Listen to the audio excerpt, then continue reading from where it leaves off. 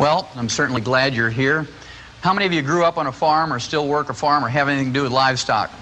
Well, I'll tell you what, you're my kind of people, because I grew up on a farm in West St. Louis County, and we started out with beef calves, and if you raise livestock, the only way you can make money is if you raise a lot of your own feed, for those of you who don't have that experience. And so we raised our own corn, and we raised our own soybeans and our own hay, and we had a truck come out from the mill, and this truck would come out from the mill, and it would grind up the corn and the soybeans and the hay, and then we would add sacks of vitamins, minerals, trace minerals, and we'd make pellets out of it, and this is what we would feed the calves. In 6 months' time, we'd ship them to market to be slaughtered, or we'd save back some of the best ones for ourselves, and we'd knock them in the head and eat them, put it bluntly. And it always fascinated me as a teenager that we did that for those calves, and in 6 months ship them off to be slaughtered, or we'd eat them. And we wanted to live to be 100 years of age without any aches and pains. And guess what? We didn't take any vitamins or minerals. And that bothered me. So I asked my dad, I'd say, "Hey, Pops, how come you do that for those calves, you don't do that for us?" And he'd give me this good old Missouri farm wisdom. He'd say things like, "Shut up, boy. You're getting this farm fresh food, and we hope you appreciate it." And of course, I was very quiet then because I didn't want to miss out on any meals. Well, then when I went to school, I went to the University of Missouri School of Agriculture, and I got my degree in agriculture. I got my major in animal husbandry and nutrition. My minor was in field crops and soils, and then I got into veterinary school. As a freshman veterinary student, I learned the answer to my question.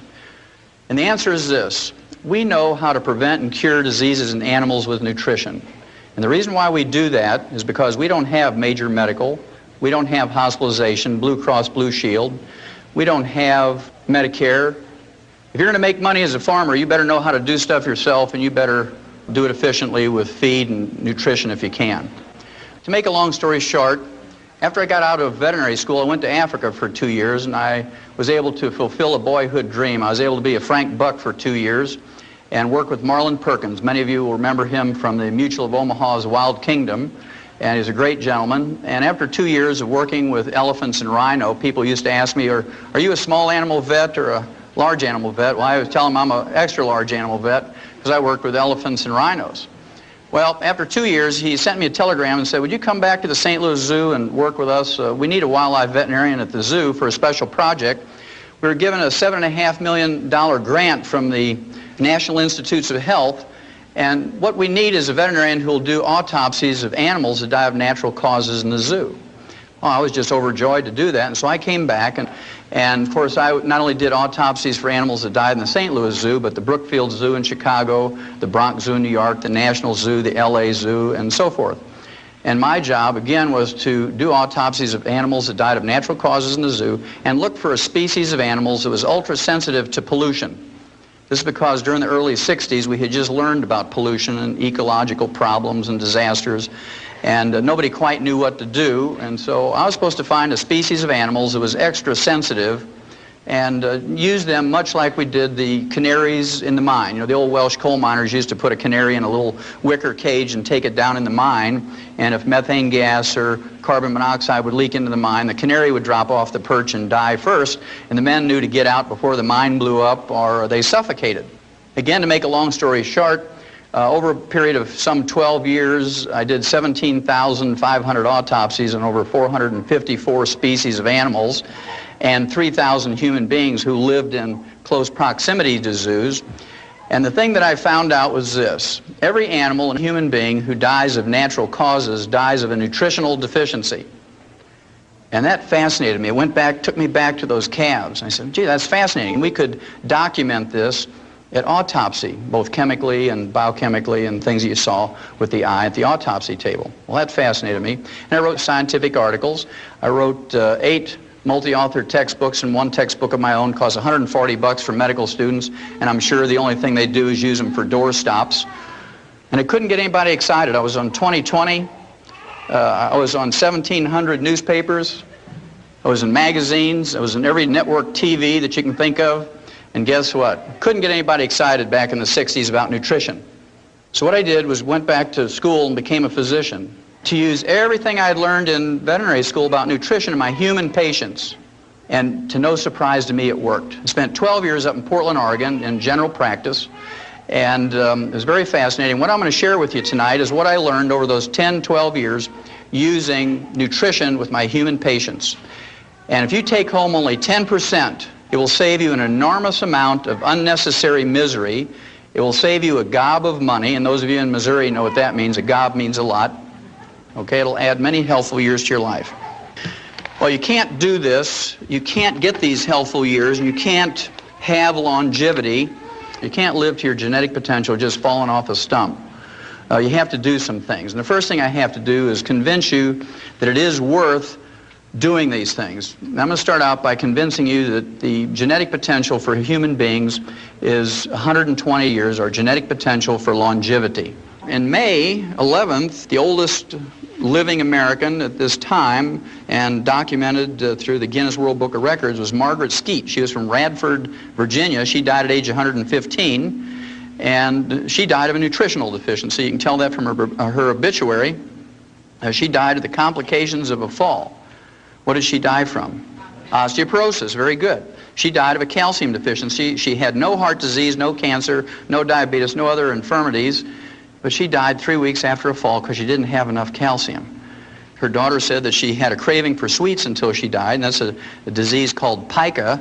We'll talk about that in a little bit, but usually when you have a craving for chocolate, if you're a chocoholic or a sugaraholic, that means that you have a deficiency. Then in a third world country, in Niger, in Africa, a chief by the name of Bauer, at age 126, was eulogized by one of his wives, and she was bragging about him at his death at age 126. He was still in possession of all his own teeth. Okay, so you assume that other faculties are working too. Then here's a gentleman from Syria at age 133. He died in July of 1993. He fathered 9 children after the age of 80. And this meant if you add up 9 months for each child and a year for breastfeeding for each one and a year between each one of the children, he was still fathering children after age of 100. So there's still hope for you fellas. Then those of you who like science, in November of 1993, those 6 biospirians came out of that dome in Arizona. They were in there for 2 years, 3 couples, and they were supposed to eat the perfect food and recycle the atmosphere and grow their own food and whatnot and have no pollution in their water or air or food. And when they came out, they were examined by medical gerontologists from UCLA, University of California at Los Angeles. They put all this information, their physical and their blood work and so forth, into the medical computers at UCLA. And the medical computers projected that they could live to be 165 years old if they continued to do what they were doing. So all of that just says to you that there's a possibility you can live to be 120. And when I grew up on the farm, we could grow 200 bushels of corn per acre. And with all the labor and all the fertilizer and everything else you did, you could make a profit if you grew 200 bushels per acre. But if you only got 100 bushels per acre and put out that same effort and the same fertilizer cost, you'd lose money. And so I want you to think about it. The average lifespan for an American today is 75.5. The average lifespan for an MD or a doctor is 58. You want to gain 20 years statistically, just don't go to medical school. You want to live to be 120, there's only 2 basic things. It's real simple, 2 things to remember. Number 1, you have to avoid the pitfalls. You have to not step on the landmines, I call it. And those of you in the military, you know what that means. You do something stupid like step on one of those things, you kill yourself wastefully or unnecessarily. And of course, if you play Russian roulette or smoke excessively or drink excessively or wear a black sweatsuit and run down the middle of the highway at 2 o'clock in the morning, you're going to get struck by a car. All of those things are foolhardy, but it's amazing how many tens of thousands of people die in America from doing those stupid things every year. The last thing I will share with you on that subject of avoiding the landmines, I'd suggest very strongly to you that you avoid going to doctors. And I'm going to back up that statement, which is a pretty strong statement, from Ralph Nader's group in January of 1993, just about a year and a half ago, January 13th. He put out a news release based on a 3-year study on the causes of death in American hospitals, and it was a 1,500-page report, this 3-year study, and I'm not going to waste your time or mine by going over the whole thing word for word, but the bottom line says a lot. Quote, 300,000 Americans are killed each year in hospitals alone as a result of medical negligence, unquote. I'm going to read that figure again because it's a huge figure. Quote, 300,000 Americans are killed each year in hospitals alone as a result of medical negligence. unquote. Now, he didn't say slipped away quietly out of neglect in a corner somewhere while they're waiting for an x-ray. He used the word killed. When you use the word killed, that means there was a procedure the doctor was doing went wrong somehow. That means that they gave them a wrong prescription. They put a decimal point in the wrong spot and gave them an incorrect dosage. These people were killed. 300,000. To appreciate how big a figure that is, you have to compare that with our military losses in Vietnam over 10 years, where we lost 56,000 people over 10 years, or an average of only 5,600 a year, on a field of battle where people had guns and artillery and explosives trying to kill each other. And millions of people poured out into the streets and protested that war. We had political anarchy in the last 3 years of the war. Students took over universities and colleges with guns and explosives. National Guardsmen shot students at Kent State in Ohio. We chased a president out of the presidency for 5,600 military personnel a year. And here's one profession that takes your tax money in the form of Medicare and Medicaid and kills 300,000 of us a year, according to Ralph Nader, and I believe him, he has no axe to grind. And you can go out in the street any day of the week in any city, and there isn't even a crazy street preacher out there with a sign that says, "Protect us from doctors." I want you to think about that, folks. That's number one. You have to avoid stepping on the landmine. So there's a certain value in treating yourself when you can, or preventing disease so you don't have to get treated. Now, the second thing you have to do, number two, is you have to do the positive things. You have to do the positive things. And I'm going to start out here by just putting a figure up on the board. It's the number 90. And you need 90 nutrients in your diet every day. You need 60 minerals. You need 16 vitamins. You need 12 essential amino acids, or protein building blocks. And you need 3 essential fatty acids. You need 90 nutrients in your daily diet. Otherwise, you're going to get a deficiency disease if you don't have them in complete numbers and optimal amounts. I can tell you that I was one of those nerds back when I was in college. I had a clipboard. We didn't have computers back then, so I had a clipboard, and I was one of those funny guys with glasses and would walk up and down in the student union there in Columbia and say, "Do you take vitamins and minerals?" I was still fascinated by that, and of course people would kind of look at you crazy and say, "Well, yeah, I take vitamin E." And I'd wait for them to come up with the other 89, and they didn't. They just, "Oh, I take vitamin E." Well, today if you ask people, "Do you take food supplements?" they say, "Oh yeah, I take Tums." Because that's what, they hear all the time.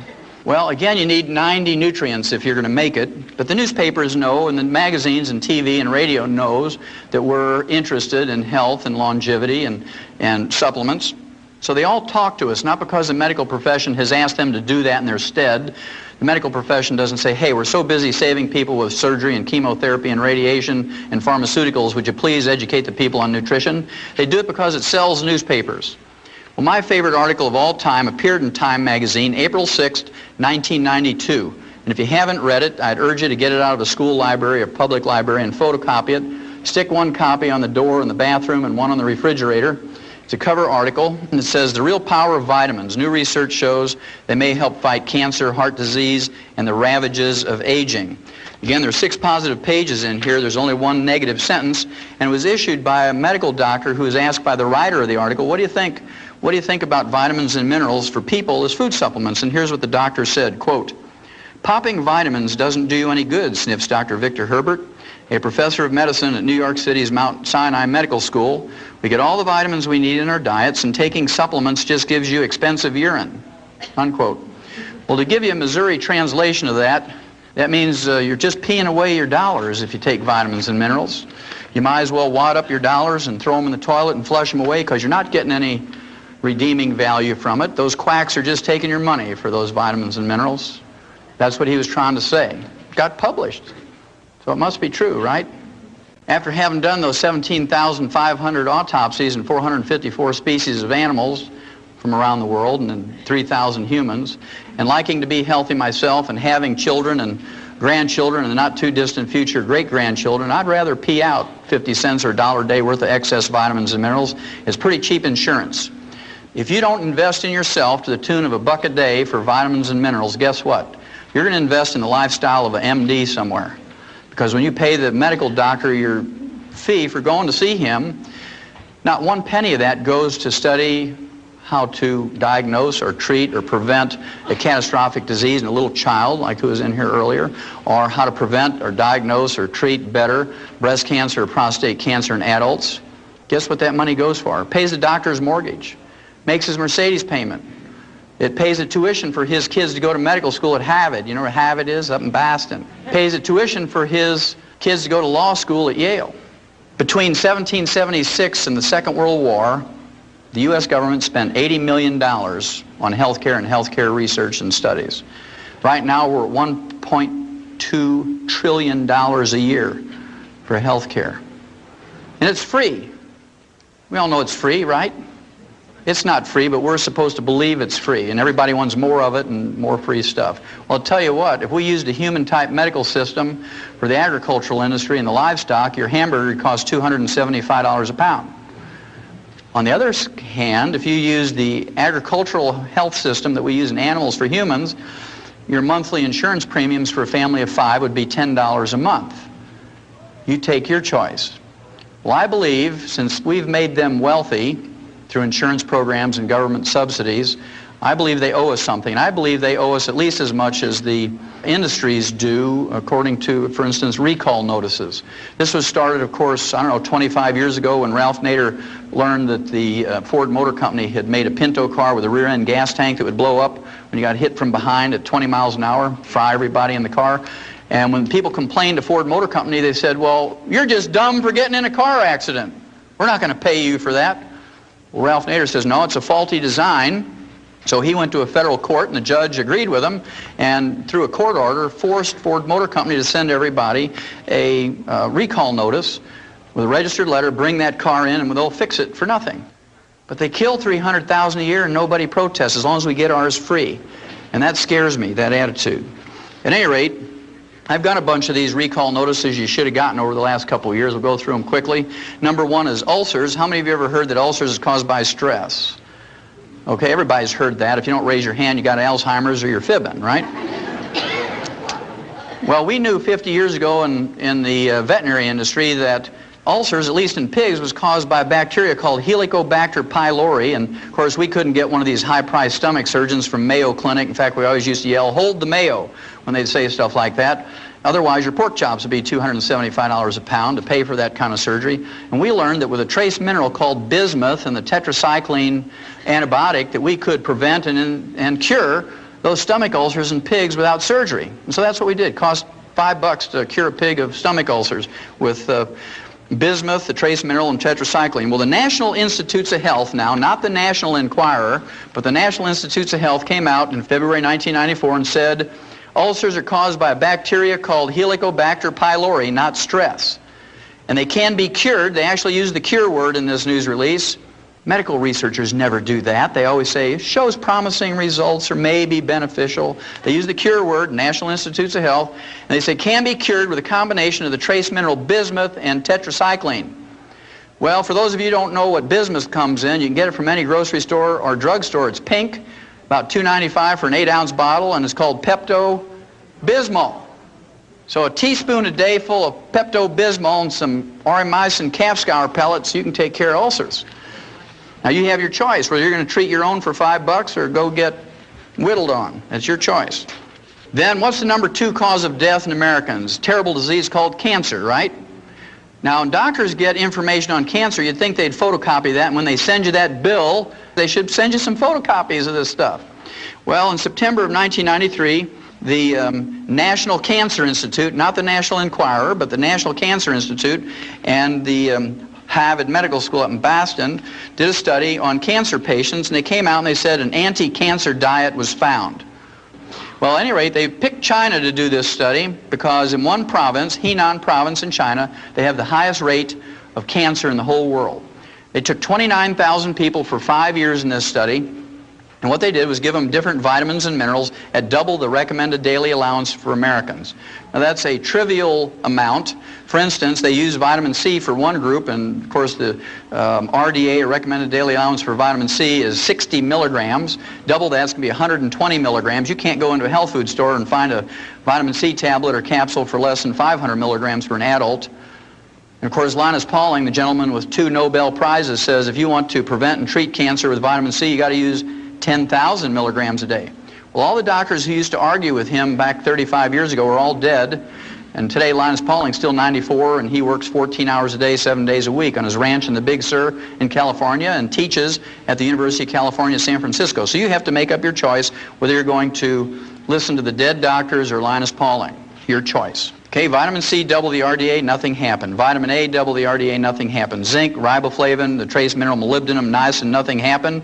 In one group, they got a major benefit. In this group, they got 3 nutrients at one time. They got vitamin E, they got beta-carotene, and the trace mineral selenium. Those 3 were at double the RDA.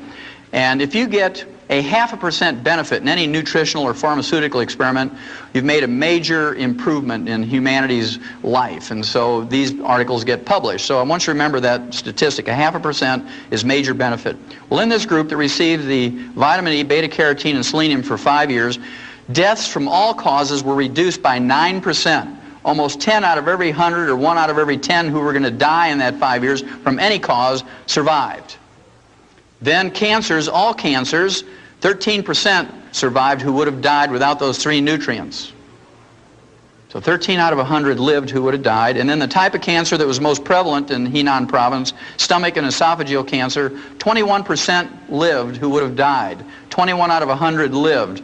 Now to me those are significant numbers, and your physician, for the number 2 cause of death in America, should have sent every one of you a photocopy of that. At least giving you information. Even if he didn't want to give you the advice, give you the information, let you make up your own mind.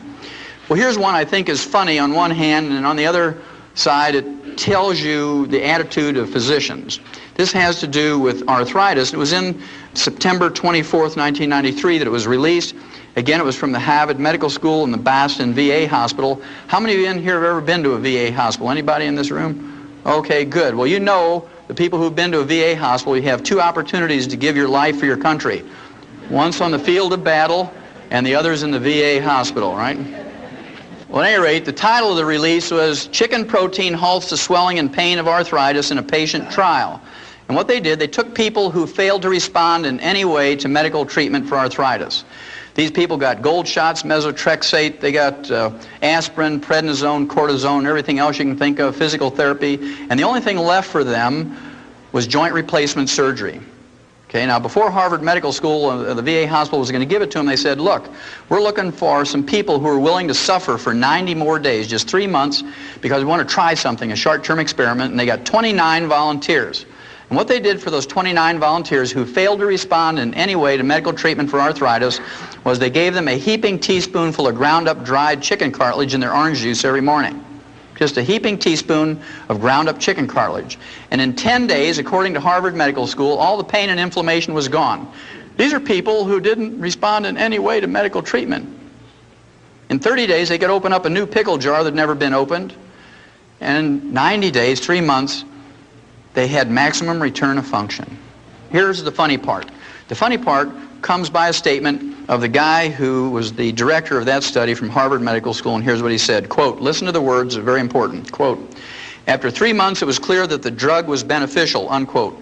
Because it worked, chicken cartilage had become a drug. You could see he's thinking about patent numbers, and his eyes are rolling around with $300 a capsule, 20 patients, and you can just see him calculating, right? That means if you go to Kentucky Fried Chicken and you buy a bucket of chicken, throw away the skin and the meat and eat the ends off the bones, you're practicing medicine without a license. And if you go to a Kentucky Fried Chicken in the middle of the night, in the dark of the night, and you go to their dumpster and you root through there and you collect 2 5-gallon feed buckets full of chicken bones, and you take them home with a hammer and you pound off the ends of those bones and dry your own cartilage in the microwave, you know, you're manufacturing a pharmaceutical, and the FDA is going to put you in jail. Next time I come by here in 3 months, you're going to run up on this stage and hug me and kiss me if you got arthritis. How many of you have ever heard of Alzheimer's disease? Everybody's heard about it today. 50 years ago, when I was a little kid, there was no such thing as Alzheimer's disease. It's a new disease, one of those things that just sort of happened. Now it's a major disease. 1 out of every 2 people who reach age 70 get Alzheimer's disease. Pretty scary. We learned 50 years ago in the animal industry how to prevent and cure in the early stages Alzheimer's disease in livestock. Can you imagine how much a farmer would lose if the pigs were all laying there scratching their heads saying, Why am I here? Where is the feed box? Because if they're not gaining a couple of pounds a day, you're losing money, right? So we learned in the agricultural industry how to prevent and in the early stages cure Alzheimer's disease. And we do it with high doses of vitamin E and low intakes of vegetable oil. You say, Wallach, that's crazy. High doses of vitamin E. Well, you should have got a recall notice from your doctor in July of 1992 because the University of California, I mean, we're talking about a sophisticated research medical school here. University of California, San Diego came out and said vitamin E eases memory loss in Alzheimer's victims. Now, they're only 50 years behind on that from veterinary medicine, so you might be safer going to a veterinarian. Then how many of you in this room ever had a kidney stone? Anybody in here ever get that, kidney stone? Okay, I see a few in here. What's the first thing a doctor told you to give up nutritionally when you got your kidney stone? Give up calcium. No dairy. No dairy. None of those vitamin mineral things with calcium in them because they have the stupid, naive, ignorant belief. That's pretty intense. They have the stupid, ignorant, naive belief that the calcium in your kidney stone comes from the calcium you eat, when in fact it comes from your own bones. When you have a raging calcium deficiency, a raging osteoporosis, then you get kidney stones. We learned years ago in writing in the agricultural industry, if you wanted to prevent kidney stones in livestock, you better give them more calcium. You better give them more magnesium and more boron.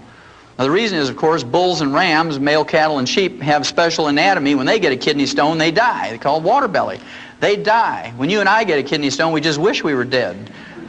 But no farmer is dumb enough to pay for the feed for an animal and have it die before you can either eat it or send it to market. So we learned how to prevent those things. Well, you should have got a recall notice from your doctor, especially you people who've had kidney stones. Your urologist should have sent a notice to you.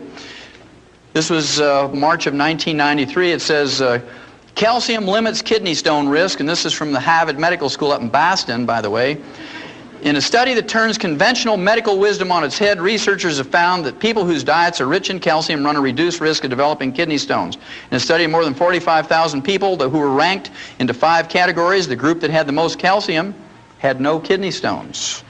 Now, about 5 years ago, when I started out on this crusade and started lecturing to people all across America, and I'm in one time zone and the next and all over, I knew I was going to get crazy out there doing this. Last year I was on the road 300 days out of the year, 300 out of 365 days.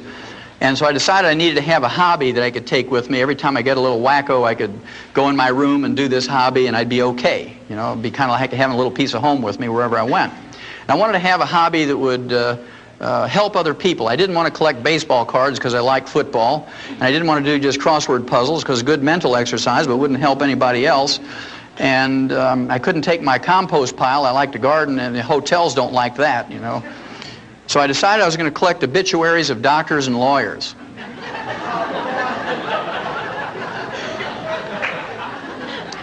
Now, as crazy as that sounds, remember I told you that doctors live to an average age of 58, and we live to 75.5. And here's a group of people, professionals, who pontificate to you and tell you, well, this is what you need to do. You need to give up salt and no caffeine, and you need to not eat butter and eat margarine and do all these crazy things. And they die at age 58 on the average. And anyway, I got a few of them here, some of my favorites. This is Dr. Stuart Cartwright, age 38. He dropped dead in his home. He was a family practitioner of a ruptured aneurysm. That's a ballooning of an artery that's a weakened artery because of the fragmenting or the brittle condition of the elastic fibers in arteries. Just like when you hit a chuck hole with your car tire and you break the cords in there and you get a balloon. He dropped dead like he was poleaxed, okay, right in his home from a ruptured aneurysm. Now, we learned in 57, aneurysms are caused by a copper deficiency. We had a pilot project, turkeys, and we made complete food pellets where you put all the 90 nutrients in there. And in the first 13 weeks, fully half of those turkeys died. Farmers were out there every morning picking them up by the bushel basket. They took them to the state diagnostic labs and they were autopsied, and they found out that they all had died from a ruptured aortic aneurysm. So they doubled the amount of copper in there, and the next year they didn't lose a single turkey from a ruptured aortic aneurysm. And they ran that experiment in mice and rats and rabbits and dogs and cats and calves and sheep and pigs and whatnot, and guess what? They found out that there's a whole series of diseases that are caused by a copper deficiency. Gray hair is the first sign. When you start getting gray hair, regardless of your age, you got a copper deficiency. You get skin wrinkles because the elastic fibers in your skin are going. Those little crow's feet around your eyes and facial and body skin wrinkles. You look like you're a little prune drying up. Okay?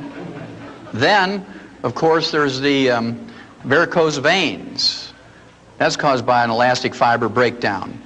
Then, of course, parts of your body begin to sag. Under your arms, your breasts, your bellies, your legs, all this stuff starts sagging.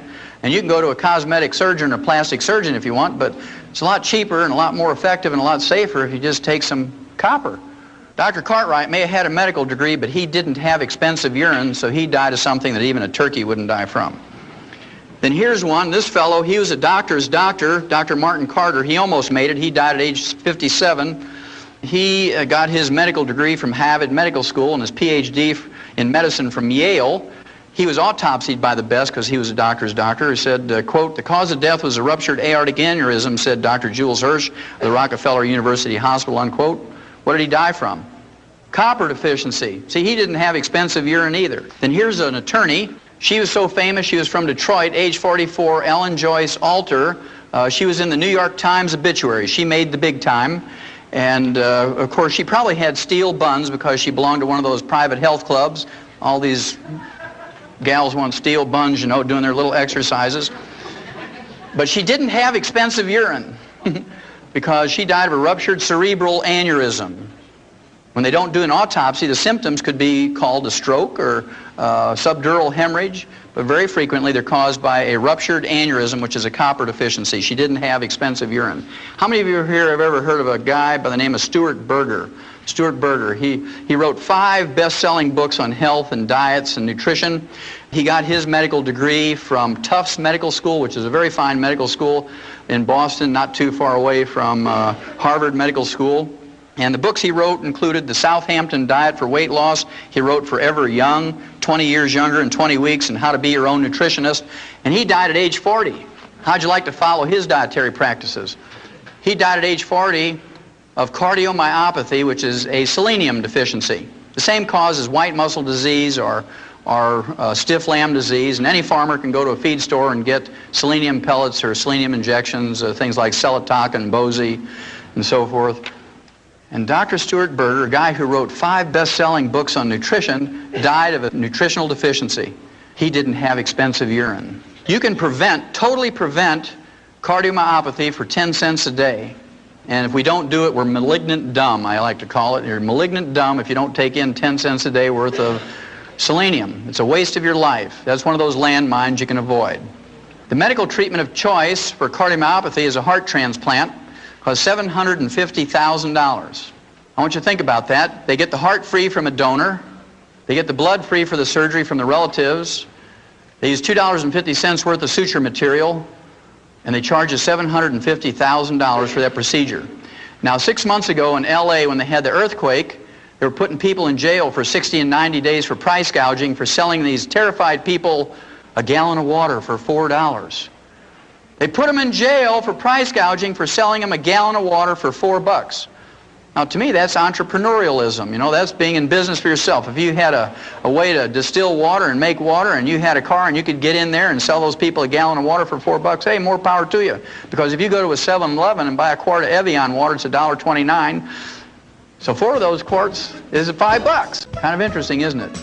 They said it was price gouging because those people were terrified. Well, talk about a person who needs a new heart. They're terrified.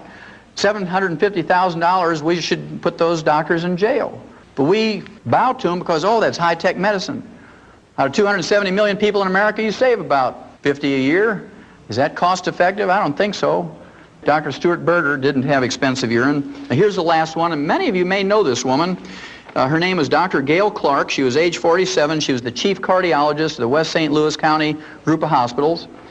She was the chief cardiologist for the St. Mary's Health Center in Richmond Heights in St. Louis County. She was age 47. Guess what she died from? Heart attack, a cardiomyopathy heart attack. You can just see her walking down the hall. She's got the stethoscope around her neck. You know, this is their little status symbol. Got my stethoscope around my neck. Back when I was in school, they folded it up very bravely and put it in their pocket. Boom! She falls down. She has a heart attack right in the hall. And, of course, the nurses scoop her up and put her on a gurney, and they call the technicians and another doctor, code 3, code blue, whatever it is, and they whip her into the room. And you can hear them, let's say you're a cardiac patient, you're laying there, you're all hooked up to the monitors and the IVs, and you hear them say, okay, tear her clothes off. Okay, stand back. Didn't work, turn it up, stand back. And then you hear that terrible sound when you know that the treatment didn't work. The flat line when you know the heart is gone. And everybody walks out of the room dejected, and you say, nurse, what happened next door? And she says, well, your cardiologist, you know, the chief cardiologist of this hospital, age 47, Dr. Gail Clark, just died of a cardiomyopathy heart attack. You can see all the patients, they're holding their gowns. And they're running out of that hospital, leaving their watches and their shoes and their checkbooks and everything and their plastic credit cards because they don't want to get what Dr. Gail Clark got. To me, the Reader's Digest is a magazine that never says anything negative or bad about anybody or any group. It's the sweetest little magazine that ever was. The September 1993 issue features an article that says, can you trust your doctor? It lists 12 ways that doctors scam your money. Now, I'll let you read 11 of them yourself. I'll give you the worst one. In addition to their income from office fees and surgical fees and lab fees and hospitalization, doctors get a kickback from the labs and the x-ray labs and clinics and hospitals. They get a kickback of $421 every time they send you in for a CAT scan or an MRI. And doctors tell you, oh, we do that because we're practicing defensive medicine, because if I miss something, 1 in 10 billion, you're going to sue me. So I do this just to protect myself.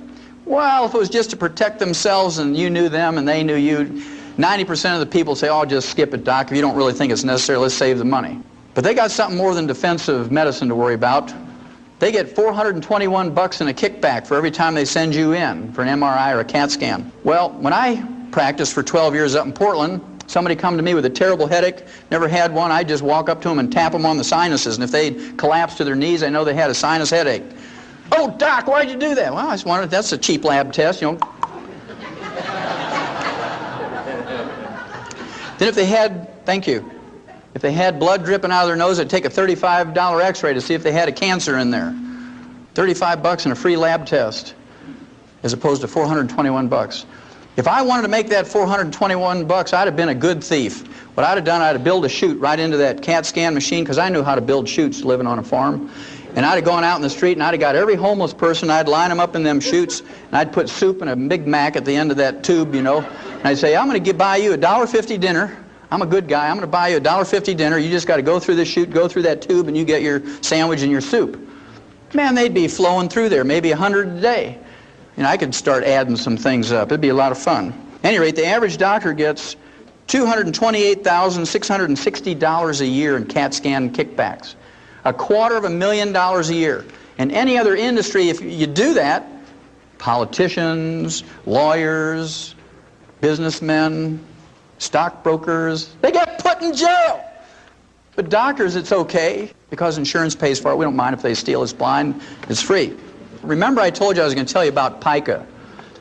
Pica is a funny disease, P-I-C-A. I'm not talking about the type style that you see in typewriters and computers, but pica is a disease that farmers know about. In horses it's called cribbing, when they chew on the feed bunk, the wooden feed bunk. You know you better give them some minerals, otherwise they're going to eat that feed bunk.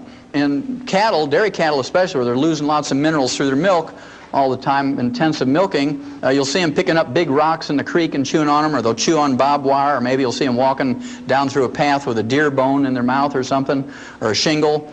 That's called pica. And a good farmer or husbandryman knows you better give them some minerals, otherwise they're going to eat the barn or something. In human beings, we see this at funny times. Pregnant women are notorious for pica. In the middle of the night, they'll elbow their husband and say, hey, you better get up, I want some pickles and ice cream.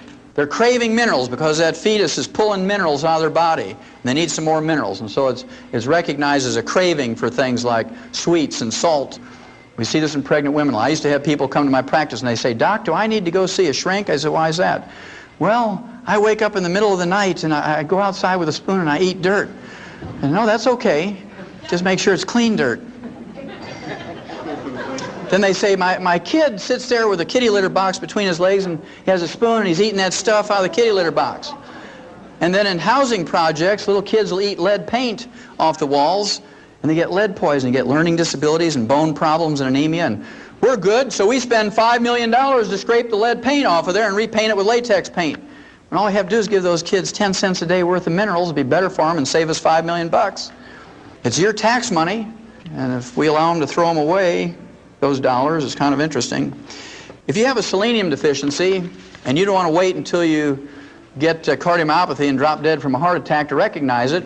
If you look on your hands and look in the mirror in your face, if you have liver spots or age spots, and I see quite a few from here, you have an early selenium deficiency. That's called free radical damage. And fortunately for you, if you recognize that and you start taking in some selenium, in 4 to 6 months those will go away. You'll reverse that in 4 to 6 months. And when they go away on the outside, they're going away on the inside, in your brain and your heart and your liver and your kidneys. And if you have low blood sugar, how many in this room have low blood sugar? Anybody in here have low blood sugar? Okay, about 10%. How many of you have ever seen a hyperactive kid who gets on sugar? Okay, about everybody in the room. People who have sugar problems are like alcoholics. There's good ones and bad ones. You know, the good alcoholics are one, when they get 2 drinks, they just go off in a corner and go to sleep, right? Same way with somebody with low blood sugar. They eat a big meal or they eat a piece of pie, 3 hours later, they clunk out and go to sleep. Then there's bad alcoholics. They're the one that gets 2 drinks in them and they get violent and raged and they want to fight everybody. Punch holes in the wall, and, you know, big brave fellows, and they kick their wife and kick the dog and take the chainsaw and cut their neighbor's tree down and all these wild things and drive reckless down the roads and kill people. Those are the bad drunks. Well, people who have blood sugar problems, there's bad blood sugar people too. They get a little crazy. Okay, I don't know how many of you remember the Twinkie defense, right? Remember when somebody murdered 2 people? And he claimed he ate a Twinkie 3 hours before he murdered them, so they let him off because he got temporarily insane every time he ate sugar. Now, don't any of you try that. Well, chromium and vanadium deficiency will result in these sugar problems. Low blood sugar, and if you let it go on for any length of time, you develop diabetes, chromium and vanadium. Then a tin deficiency, the early symptoms of a tin deficiency are male pattern baldness. I see a lot of tin deficiency in this room. Yes. And if you let it go on for any length of time, you get deafness. Then there's a boron deficiency, and you gals should know about boron because it helps you keep the calcium you take in your bones so you don't get osteoporosis. Boron. Also, it helps you make estrogen. It helps you fellas make testosterone. If you don't take in enough boron, you ladies are going to suffer miserably going through menopause. Okay, you're going to have all those terrible symptoms. You fellas don't get enough boron, can't make testosterone, you won't know whether to lead or follow on the dance floor. You're going to be confused. She's saying he's got a boron deficiency. The first symptoms of a zinc deficiency is you lose your sense of smell and your taste. You say, oh, you know, food just doesn't taste good anymore, and you don't have a cold or anything like that, and you say, your wife says, well, aren't you excited about dinner? I spent the whole day in the kitchen cooking dinner. He said, well, I didn't smell anything when I walked in. You know, he's got a zinc deficiency. Well, in laboratory animals, there's some 7 rare earths. These rare earths are trace minerals you need in lesser amounts than you need trace minerals, and they actually double the lifespan of laboratory animals. They've not been proven in humans yet, but I'm not going to wait 500 years for doctors to approve it. They're still arguing over vitamin C and calcium, right? So I'm just going to do it. Didn't kill any laboratory animals, just doubles their life, and it's not a drug. These rare earths are called lanthanum, praseodymium, neodymium, samarium, europium, ytterbium, and thulium. There must be a reason why they're named after Old Testament cities. Well, remember I told you we needed 90 nutrients. We need 60 minerals, we need 16 vitamins, 12 essential amino acids, and 3 essential fatty acids. And of course, we're lucky in that plants as a group can make most vitamins, amino acids, and fatty acids. Plants can do that because they just take carbon out of the air and make carbon chains to make vitamins, amino acids, and fatty acids. But you have to eat 15 to 25 different plants a day in the right combinations to make this happen. Theoretically, it's possible, but most Americans don't do it. The average American thinks if they eat some potato buds out of a Betty Crocker box, they're eating a vegetable. Okay, so you got to be careful what you're considering a vegetable. Then, of course, people want to do right by their doctor, and they eat low-fat turkey breasts, and they put a half a jar of mayonnaise on there, and they put it between 2 slices of Wonder styrofoam bread. Remember that stuff you can insulate your house with and put in your shoes when you get a hole in the shoe? I remember when I was a kid, it was a lot of fun because we have Wonder Bread. We didn't have TVs back then on the farm. We didn't even have dryers that went round and round, so the only thing you could do in the wintertime was sit in the kitchen and wonder at a loaf of Wonder Bread. And it had the blue and red and green yellow balloons on there. And if you read the labels many times as I do, you know it said things like, helps build bodies at 12 ways. And about 15 years later, the FDA made them change it to help build your body 8 ways. Now if you go to the store and look at Wonder Bread wrappers, it just says Wonder Bread. So it kind of gives you a clue. So even though this is theoretically possible, it's not likely to happen that you're going to get your vitamins, amino acids, and fatty acids in proper proportions from your diet. And so if your life is as valuable to you as mine is to me, and my children's and my grandchildren's is to me, I would make sure that I take in all my vitamins and amino acids and fatty acids, because I guarantee you won't make it to 120 if you don't. You're just not going to do it. Now, minerals are another story. We have a tragic story when it comes to minerals, because plants cannot make minerals in any way, shape, or form, and if they're not in the soil anymore, they're not in our plants.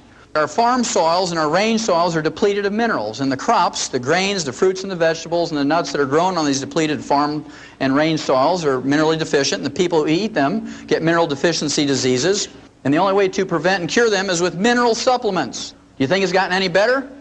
No. It has not gotten any better, it's only gotten worse. And the reason is, if you guys do what we did, and people continue to do, is we put NPK on our land, nitrogen, phosphorus, potassium, and you see it as these three numbers in many combinations of ratios, and these represent percentages of these three nutrients, nitrogen, phosphorus, potassium. And those of you who don't have any experience on farms, the reason why we do this is farmers get paid for tons and bushels.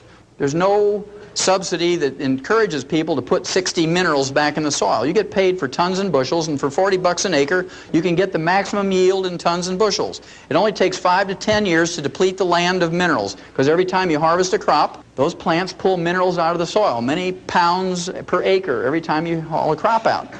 So soon those minerals are gone. And if you only put back in 3 and you take out 60, it's like a checking account. If you only put $3 in your checking account every month and write checks for 60, what's going to happen to your checks? Boing, boing, boing, they bounce, exactly. Well, I can tell you that our health is bouncing right now to the tune of $1.2 trillion a year. It's our responsibility, each and every one of us, to be responsible for our health and consciously take in these minerals. Well, I have a lot of people ask me, well, what did these people do thousands of years ago? They didn't even have commercial fertilizers. What did they do, these societies that had long-lived people and whatnot? Well, I want you to think about the Egyptians, the Chinese, people from India that lived around these great rivers, the Nile River, the Ganges River, the Yalu River in China. And what used to happen was every year or so it would flood, just like it did here in northern Missouri last year. And every time it flooded, guess what would happen? It would bring silt or rock dust from mountains from 500 or 1,000 miles away. And those people would pray to every god they had, the water god, the sky god, the wind god, the rock god, to flood. We pray, don't flood. They used to pray to flood because they had their floods during the winter time, and it would put silt and minerals back in the soil, and their grain was very valuable. King Philip, who was the father of Alexander the Great, married the 12-year-old child queen of Egypt, Cleopatra. She didn't look like Elizabeth Taylor, all made up in beautiful costumes. She was a little flat-chested teeny bopper, not very sexy. But Philip married her because she controlled the best wheat in the world. And if he wanted his Macedonian army to conquer the world through his son Alexander the Great, he needed the best wheat in the world so you could march 20 hours a day, fight for 6 hours, and win. If they used the wheat from the depleted soils in Greece, they couldn't go 20 minutes without saying, "Mommy, pick me up." Can you imagine these big Greek soldiers? "Oh, my legs hurt, pick me up." And so they knew the best place to get wheat was from Egypt. It was those floods that gave them those minerals. And all those cultures that came up with all the great art and all the great technology came from those places because they had more intelligence, because they had more nutrition, more minerals, I heard somebody say. Very good. Well, you're getting the picture.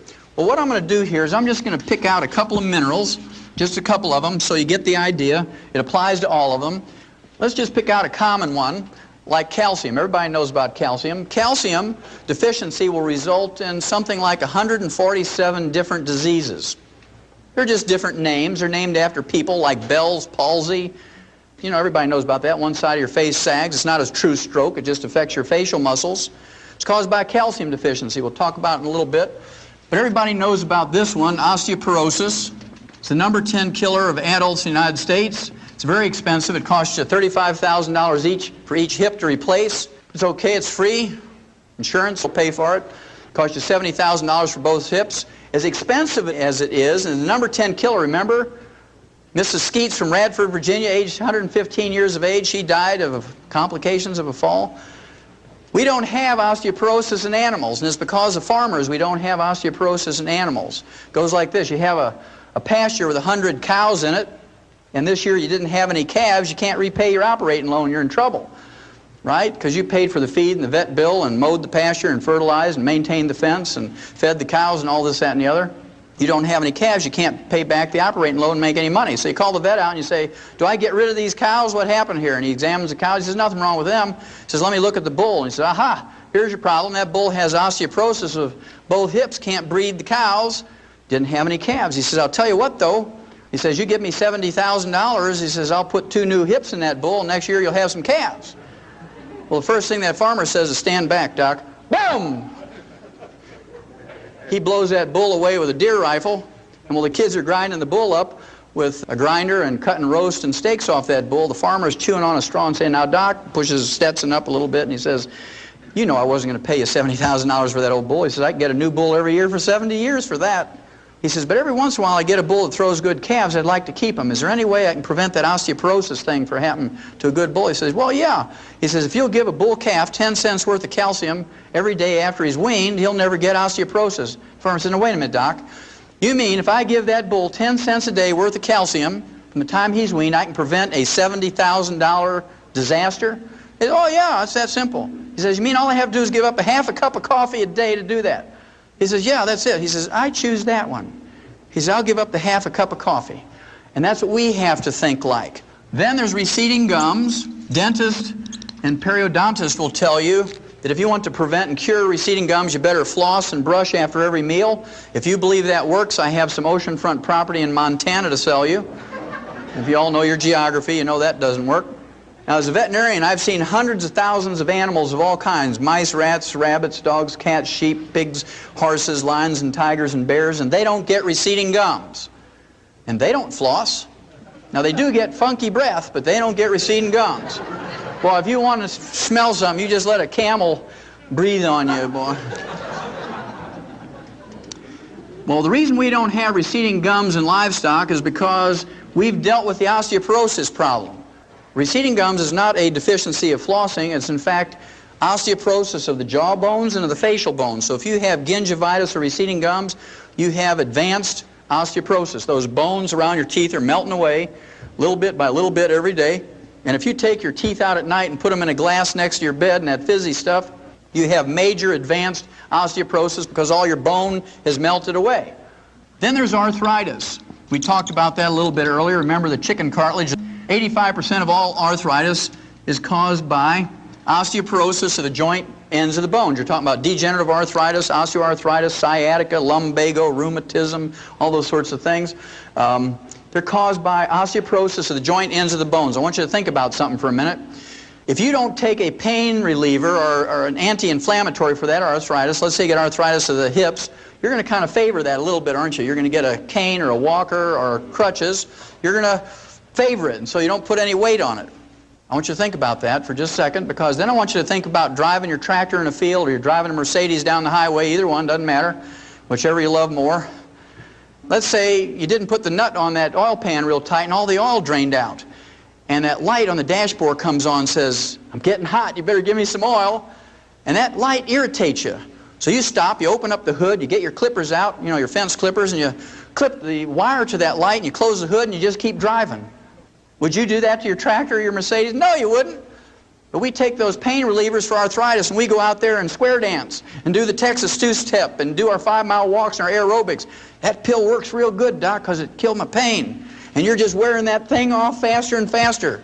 Then your doctor's really going to get rich because you need joint replacement surgery. Then there's hypertension. This is one of my favorites, so I'll put a star over here. Hypertension is high blood pressure. What's the first nutritional thing that a doctor will tell you to give up nutritionally when you get high blood pressure? Give up salt. Everybody knows that one. That's been ingrained in our head. Well, they must think we're dumber than cows, because what's the first thing you put out for your livestock, and it's about that big? A salt block. No farmer is going to be economically viable if you don't put a salt block out for your livestock. They're going to die. Your veterinary bills are going to go crazy. But we're supposed to believe that we don't need salt, and you can get everything you need out of your lettuce and your whole wheat bread and stuff like that. Well, don't believe that one either. If you believe that, I got some more oceanfront property in Montana for you. They took $30 million of your tax money, and 2 years ago, after a 20-year study, they came out and said that they took 5,000 people with high blood pressure, they took them off their medication and put them on a reduced salt diet, a restricted salt diet, and they all died. No big surprise, but somebody got a PhD degree and everybody was happy, right? But when they looked at this results, they said that, oh, only 99.7% of the people didn't get any results from that before they died. 0.3% did get some result, dropped their blood pressure 1 point before they died by restricting their salt. So the referees who judged that article said, oh, doesn't matter, you might as well let high blood pressure patients eat salted peanuts and dill pickles and salt their food to taste because it doesn't matter. In fact, worrying about the salt is more stress than taking the salt. Then they had a control group with 5,000 people with high blood pressure, and they doubled their RDA of calcium, and they stopped the experiment in 6 weeks because 85% of them were cured of their high blood pressure just by doubling their calcium intake. Now, they didn't cold turkey stop their high blood pressure medication, but what they did was they went to the doctor and he says, you don't need this medication anymore. What are you doing? I said, well, I'm on this experiment where I double my calcium intake. Anybody get a recall notice from your doctor saying it's okay to salt your food to taste and please do double your calcium intake? Anybody get that? Not a single one. That's very interesting. Then, of course, there's insomnia. That's where you roll around all night. When you wake up in the morning, you're more tired when you went to bed. That's insomnia. Of course, doctors have 2 treatments for that. They have Halcyon, which is a sleeping pill, and they have barbiturates. And they kill about 10,000 people a year with overdoses of those things, but that's okay. It's a prescription, and they're watching out for us. And remember, George Bush, when he went to Japan, they gave him some Halcyon so he could sleep on the way to Japan because of the time difference. And when he woke up, one of the side effects of Halcyon is nausea and vomiting. I don't know how you say it in Japanese, but it was very dramatic on world TV, right? Not very presidential. Blah! And so I'm sure that's why he lost the election, because he puked over that Japanese ambassador. And then, of course, there's kidney stones, and then there's bone spurs, heel spurs, and calcium deposits. Again, physicians will tell you the first thing to give up nutritionally is calcium and dairy, because they have this foolish belief, the stupid belief, the ignorant belief that the calcium in kidney stones, bone spurs, heel spurs, and calcium deposits come from your diet, when instead it only comes from your bones when you have a raging osteoporosis. And when you get these things, you need more calcium, not less. Then there's cramps and twitches. You wake up in the middle of the night and your foot is all cramped up around your neck and you say, Lord, take me from the knee down. I'm not going to make it till morning. We've all experienced that. That's very common. Then there's PMS, premenstrual syndrome. You know, the emotional and physical stuff. The medical treatment of choice for PMS is what we call a hysterical ectomy. It's been shortened to hysterectomy. That's a 100-year-old treatment. And the doctors do about 285,000 unnecessary hysterical ectomies a year, but it makes Mercedes payments, so they do them. Even the AMA said they're unnecessary, but they don't take their licenses away, and people keep going to them. You imagine a poor woman in her 30s. She says, Doc, you got to do something. Every time I go out to hang up the clothes, my neighbor's kids run down the basement screaming witch. My own kids think I'm crazy. My husband's leaving me. I'm going to lose my job. You got to do something. Well, the University of California, San Diego came out 3 years ago now and said if you just double the RDA of calcium intake, you'll get rid of 85% of the emotional and physical symptoms of PMS. And when that came out, there were huge lines around the health food stores around the blocks, and people had sleeping bags because they closed before they all got their calcium, and every person in line was a man. They were there for their daughters and their girlfriends and their wives and things like that. Okay, and lastly is low back pain. 85% of Americans get low back pain whether you work on a computer or you unload hay or you drive big trucks, doesn't matter. Low back is a big problem. Low back is just osteoporosis of the vertebrae, whether you have a disc problem or whatnot, because if your disc doesn't have anything to hold on to, your vertebrae have melted away, what's going to happen to the disc? Especially if you have a copper deficiency, because they're made out of elastic fibers, they go like a water balloon with a lot of pressure on them. I just want you to look at this quickly before we do the last mineral. Low back, you go to an orthopedic surgeon or a rheumatologist, you might get a muscle relaxant. You might get Valium and a muscle relaxant. You get a laminectomy. You get your vertebrae fused. You might get a disc operation. They don't tell you 75% of the time you'll never be the same again, right? PMS, you go to your OBGYN. You can go to an internist. You can go to a family counselor, a shrink, or a divorce attorney. Cramps and twitches, you go to a neurologist. You go to a sports medicine doctor, an internist. Bone spurs, heel spurs, calcium deposits, you go to a rheumatologist, an orthopedic surgeon, or a podiatrist. Kidney stones, you go to a urologist or an internist or a surgeon. Insomnia, you go to a shrink or a sleep clinic or an internist. Hypertension, you go to a cardiologist, an internist. are a surgeon, arthritis, a rheumatologist, a orthopedic surgeon or an internist. Receding gums, you go to a dentist or a periodontist. Osteoporosis, you go to all those health specialists, including a Tum salesman. For nothing more than a calcium deficiency. It costs you 10 cents a day to deal with. Now, on the average, because Americans have insurance and we have Medicare and Medicaid, we spend on the average $25,000 to $250,000, and we undergo 5 to 10 surgical procedures a year for a calcium deficiency. And we beg the doctors to do it. We beg the doctors to do it. Well, it's our choice. The last one I'll share with you is diabetes. Everybody's touched by diabetes. It's the number 3 cause of death in adults in the United States. Number 3 cause of death. And it has terrible complications and side effects, diabetes. The side effects include blindness of many kinds.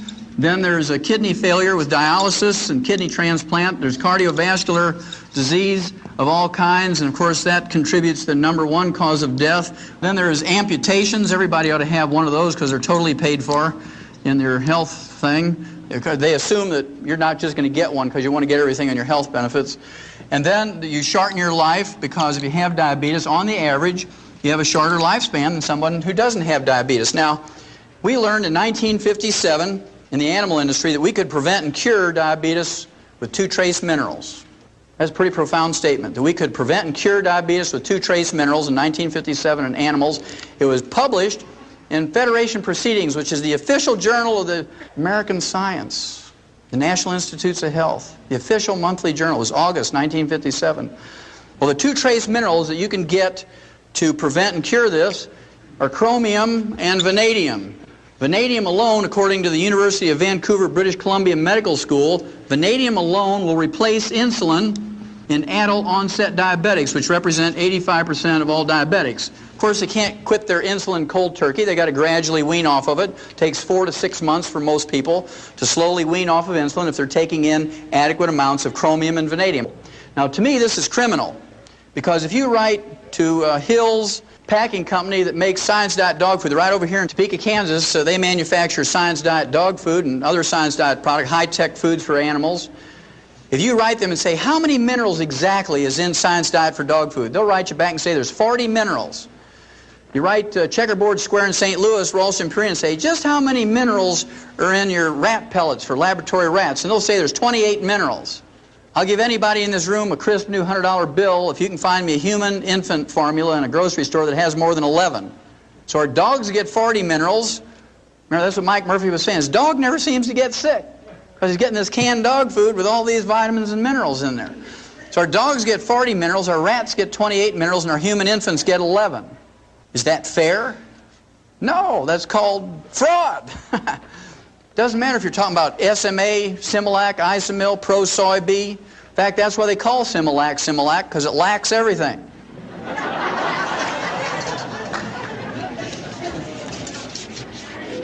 Okay, if I've convinced you that you have to consciously take in all the minerals yourself, that you can't depend on your food, and certainly you can't depend on anything that's boxed or packaged or bottled, there's 3 types of minerals that you have to be concerned about. One is metallic minerals, and metallic minerals are essentially ground up rocks.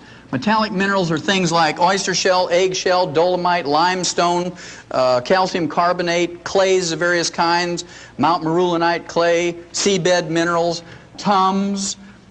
They're only 8 to 12% absorbable. When you reach age 35 to 40, it drops down to 3 to 5%. And I have to tell you a story here.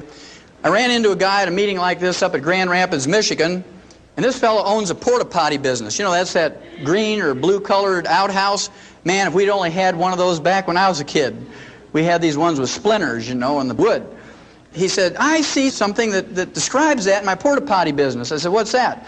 He says, well, when we take those things back to the shop to clean them out with a pressure hose, he says, we put a 1/4-inch grid underneath them because kids throw rocks and sticks and toys in there. And if we don't put a grid there, it blocks up the sewer system. It costs us thousands of dollars to fix it. Every time we clean one of those out, we find hundreds of vitamin tablets. I said, well, how do you know they're vitamin tablets? He said, well, it's really easy. He says, right on the coating it says Theragram M, 1 a day Centrum.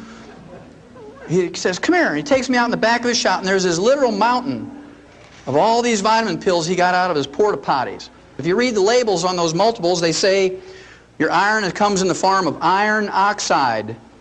What is iron oxide? Rust.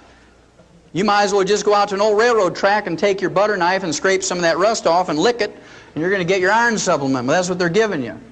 I'll show you how bad it is if you take something like calcium lactate, which is a common metallic mineral. Let's say it's a calcium tablet, calcium lactate, 1,000 milligrams. If you take 2 of those, you're not getting 2,000 milligrams of calcium. In fact, I have people all the time say, well, I took lots of calcium, Doc. I hear you on the radio talking about calcium and arthritis, and I took 2,000 milligrams of calcium a day. It didn't help my arthritis. In fact, it got worse. I said, what kind of calcium you taking? They said calcium lactate. Well, there's your problem, because only 250 milligrams of that is metallic calcium. So let's say you absorb 10% of that. Then the other 750 milligrams is lactose or milk sugar. So 10% of 250 is 25. So if you take 2 of those tablets, you're not getting 2,000, you're getting 50 milligrams. So to get what you need to take 90 of those tablets a day. You need to take 30 with each meal, and you got 59 more minerals to go.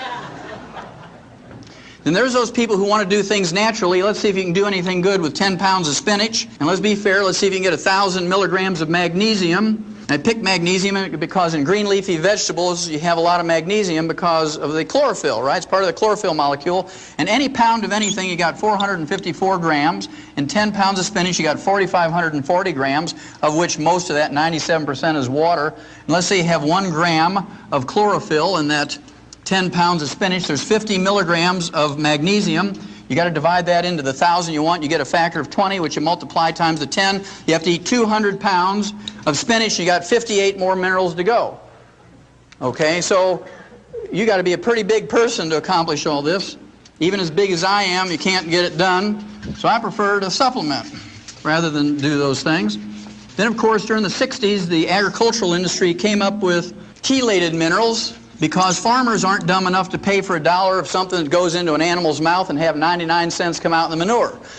I have to really thank farmers for being that clever. And chelated minerals are just metallic minerals with an amino acid or protein or enzyme wrapped around the metal atom and increase the absorbability to 40%. Then the health food industry jumped on that right away because it was a major improvement in absorbability of minerals.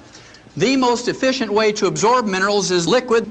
They're very small particle size, are 7,000 times smaller than a red blood cell, and they're negatively charged, so you actually have an electrical or magnetic gradient that concentrates these minerals. Plants have a very interesting part to play in colloidal minerals.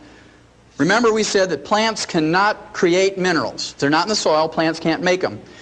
At any rate, metallic minerals are taken up by plants when they're in the soil. Plants convert them in their tissues to colloidal minerals, and this is how we store minerals in our body. This is how we use minerals in our body. This is how we transport minerals from their storage place to their site of use in the colloidal form. Well, our plants, our crops don't have much in the way of colloidal minerals in them because we don't have any metallic minerals in our soil. Are these minerals important? You bet your life they're important.